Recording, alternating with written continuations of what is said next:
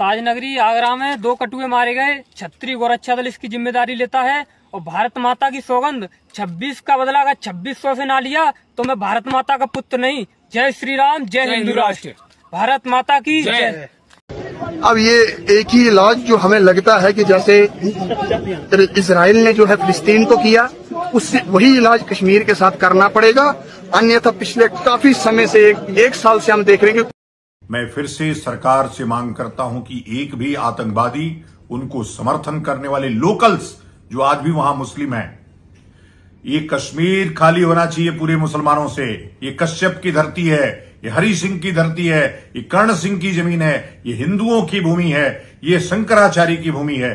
यह हर हालत में मुसलमानों से इस्लाम मुक्त होना चाहिए। और मैं जानता हूं, मैंने कहा है कि यदि 4 धाम यात्रा उत्तराखंड में एक भी मुसलमान दिखा किसी रूप में तो उनका हश्र इससे उबरा होगा।